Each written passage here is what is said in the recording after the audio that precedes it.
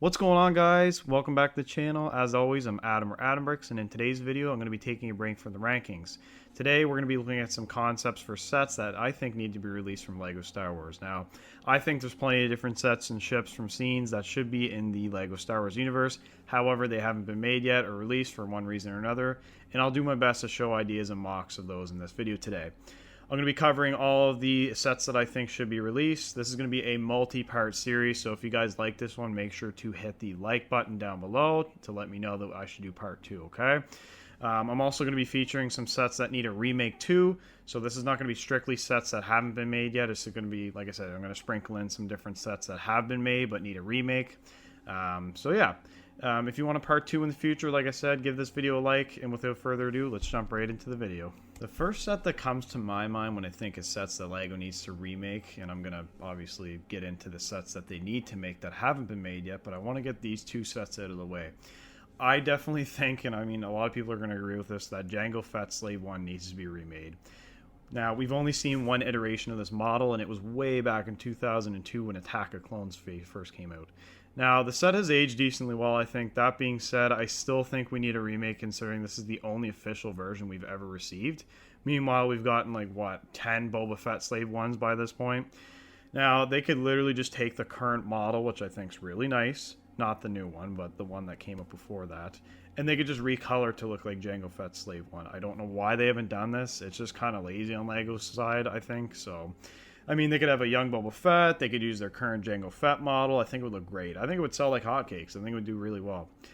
They could even make a larger set that includes Obi-Wan's Jedi Starfighter, and I think that would really complement the Jango Fett Slave 1. I think that would look really good in a set. So, even if they want to do a UCS set, I think we'd all be pretty comfortable with that. I think we'd all enjoy that. So, yeah, I'm not sure why this one hasn't got released yet, but hopefully in the near future. I have just one other set that I really want to get out of the way before we move on to the sets that they haven't made yet.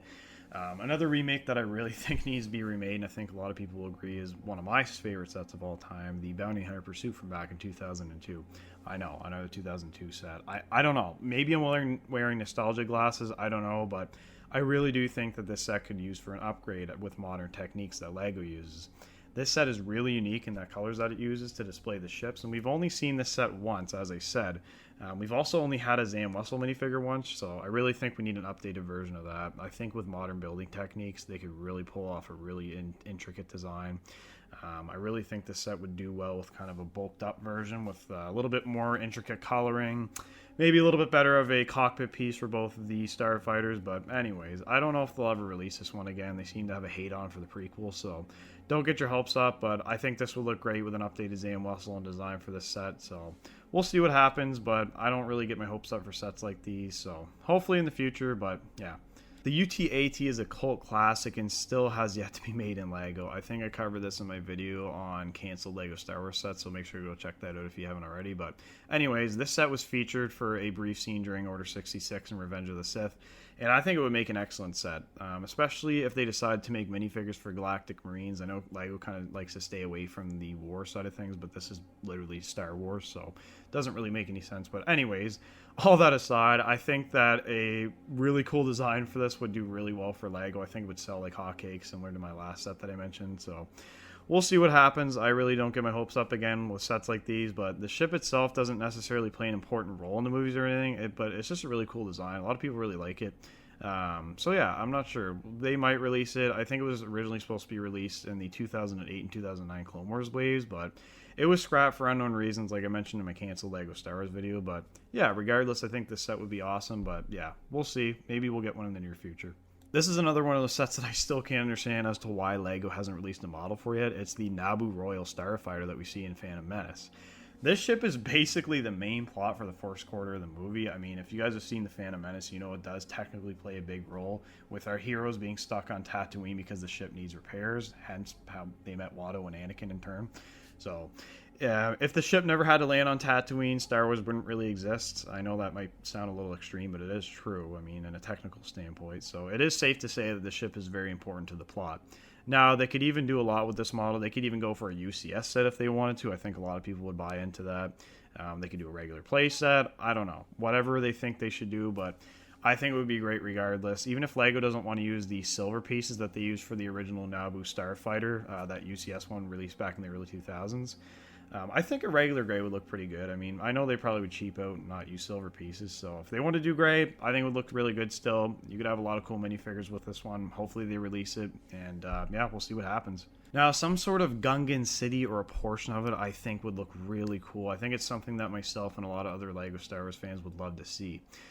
We've never had a Boss Nass minifigure either. I know he's not that important to the plot. I mean, he kind of is actually, but anyways, I think it would be really cool having a few sections of the Gungan City, such as the main kind of area that Jar Jar and Obi-Wan and Qui-Gon go to in Phantom Menace. I think it'd be a great idea.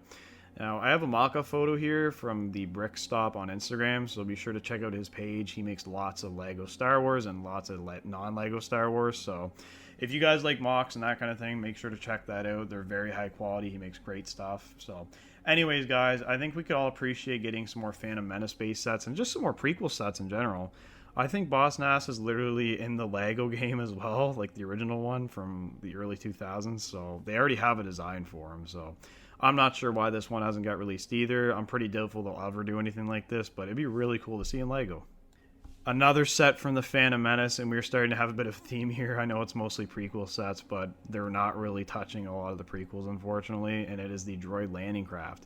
This set could do the same thing that the Royal Naboo gunship could do, in that it could be a UCS set or it could be even a play set, right? So you look at a set like this, I think you could essentially do what the Imperial Star Destroyer did back in 2019 and take it and basically put a couple mini builds with it. So you could essentially have the droid landing ship, then you could have a bunch of little mini MTTs or AATs, anything like that that kind of fit into the ship, and you can kind of roll them out. Any kind of, mechanism like that, I think that would work really well in LEGO. I don't know why they haven't cashed in on this yet. You could get a bunch of droids, bunch of droidicas, that kind of thing with the set too. I think it would look fantastic.